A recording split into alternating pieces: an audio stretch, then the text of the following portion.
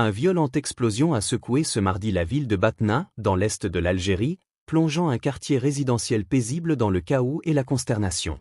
Peu avant midi, une déflagration d'une rare violence a retenti au cœur de la ville, faisant trembler les vitres sur plusieurs centaines de mètres à la ronde.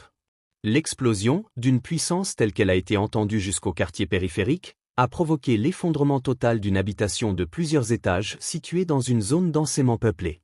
En quelques secondes seulement, le bâtiment s'est transformé en un amas de ruines, de ferrailles tordues et de blocs de béton pulvérisés, soulevant un immense nuage de poussière qui a obscurci le ciel et recouvert les rues avoisinantes d'une épaisse couche grise.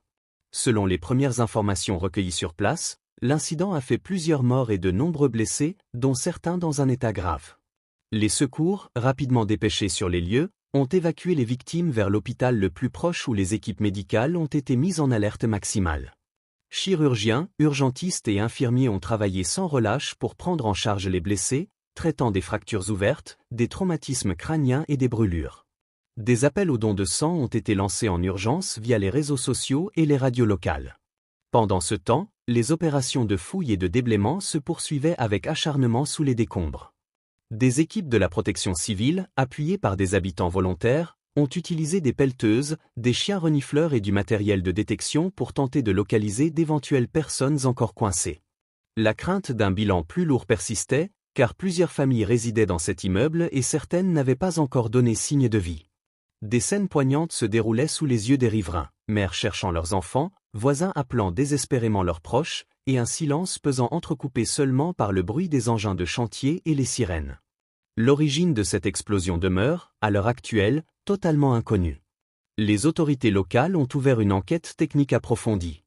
Des experts en explosifs et en bâtiments ont été mobilisés pour déterminer s'il s'agit d'une fuite de gaz, d'un accident domestique, d'un dysfonctionnement électrique ou d'un acte malveillant.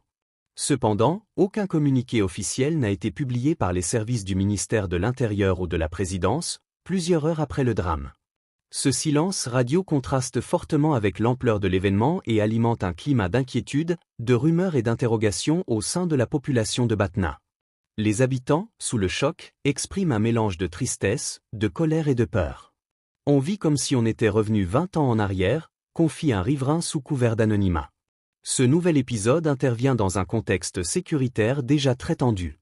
Il ravive douloureusement le souvenir des 2 attentats suicides survenus récemment dans la wilaya de Blida, à une 50aine de kilomètres seulement d'Alger. Ces attaques, qui avaient fait plusieurs victimes, avaient déjà alerté sur la persistance de menaces terroristes et sur la fragilité du tissu sécuritaire national, malgré les efforts affichés par l'État ces dernières années. Ce drame remet au centre du débat public la mémoire traumatique de la « décennie noire », cette période sanglante des années 1990 marquée par la guerre civile qui a coûté la vie à plus de 200 000 personnes. Les Algériens, particulièrement dans l'est du pays qui a payé un lourd tribut à l'époque, voient ressurgir les fantômes du passé, attentats, explosions, disparitions et manque de transparence dans la communication officielle. Beaucoup s'interrogent sur la capacité réelle de l'État à anticiper et à prévenir ce type de crise, à sécuriser les zones urbaines densément peuplées et à rassurer une opinion publique encore profondément marquée par les violences d'antan. Sur le plan politique, l'événement tombe à un moment particulièrement sensible.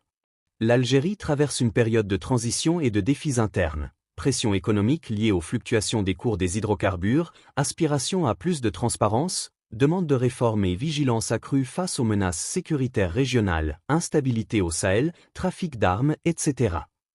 Le silence des autorités risque d'être interprété comme une forme de désorganisation ou de volonté de minimiser l'incident, ce qui pourrait accentuer la défiance d'une population déjà éprouvée par les difficultés quotidiennes.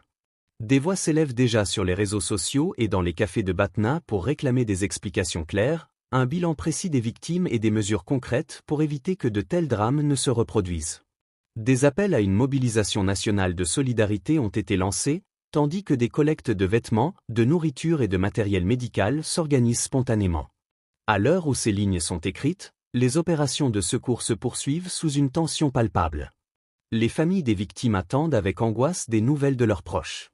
Les habitants du quartier, évacués par précaution, observent de loin les ruines de ce qui était encore hier un foyer de vie ordinaire. L'enquête technique devra faire toute la lumière sur les causes exactes de cette explosion. En attendant, Batna pleure ses morts, soigne ses blessés et retient son souffle, tandis que tout le pays suit avec inquiétude l'évolution de la situation. Ce drame rappelle cruellement que, malgré les progrès enregistrés, la sécurité reste un chantier permanent en Algérie. Il souligne aussi l'importance cruciale d'une communication officielle rapide, transparente et rassurante dans des moments de crise, afin de ne pas laisser le champ libre aux rumeurs les plus sombres et aux instrumentalisations politiques. La population algérienne, résiliente mais vigilante, espère que les leçons du passé seront véritablement tirées pour protéger l'avenir.